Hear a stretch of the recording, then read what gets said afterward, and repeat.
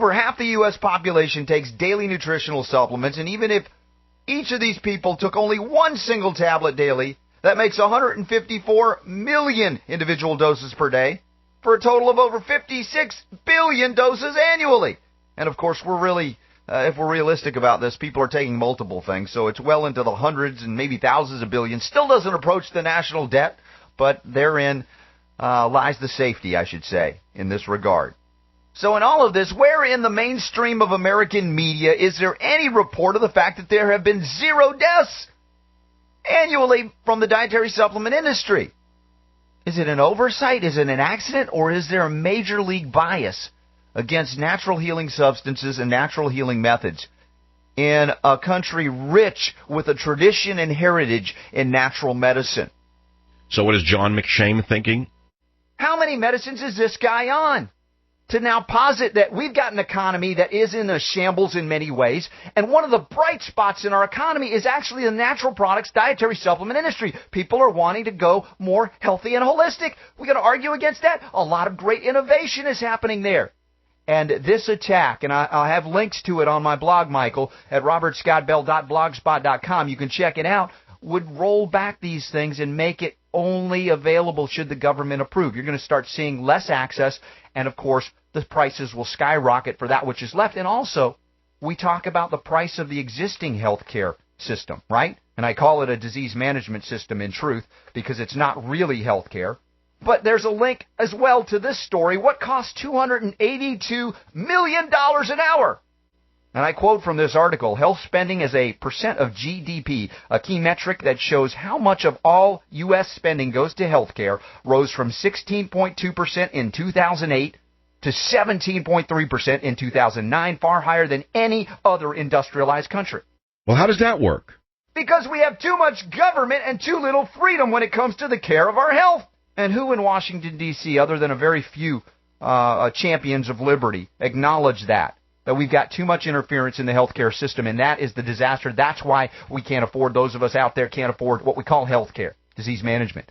But we don't have freedom in healthcare, freedom in healing in America. Where was it that freedom was a good idea in the foundations of our country, but when it comes to healthcare, no, we can't have that. That is the one exception. Doesn't work. We need a monopoly.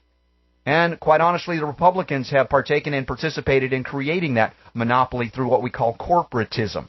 And of course, in the Obama style, it's socialism.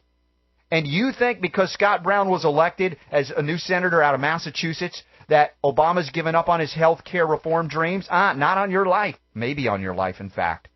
We've got word now that he's still trying.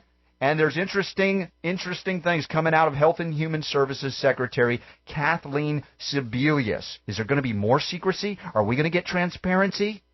I don't think so. Play the clip.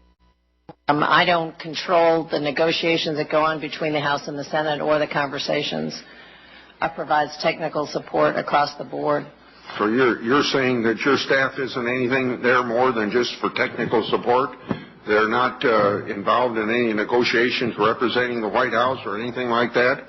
Sir, I have conversations on a regular basis with Republicans and Democrats, but I don't convene the House and the Senate, and I'm not a principal in the negotiations, nor are my staff. What?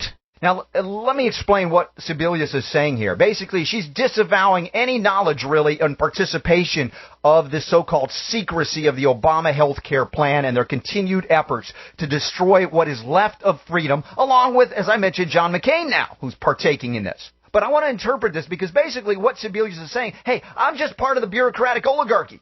You'll have to talk to someone from the legislative branch of government. Right? To which if you try to do that, you go to somebody in the legislative branch, they're going to say, hey, I'm just from Congress. We only pass the laws here. We don't write the rules. And so then they send you back to the bureaucratic oligarchy and HHS where they're writing and implementing these things. And they say, hey, it's not us. They did it. And they blame each other. No one takes responsibility. And it's maddening, absolutely maddening by design to hopefully get the American people to just give up, shrug it off and say, well, we can't fight City Hall. It's insane. Only a more savage nation can survive, and here we've turned to the left. As we try to establish liberty back on our shores here, and we acknowledge now that, establishment Republicans like McCain are participating in this global governance and harmonization And of course, the basically trampling of the freedoms of the little guy out there, of the people that just want to live free of this government intrusion. You know, we've got to acknowledge that we're not going to get solutions from the people who created the problems, whether they be a Democrat whose DNA is programmed for a bloated bureaucracy or the crotchety old guard of any of the establishment parties here.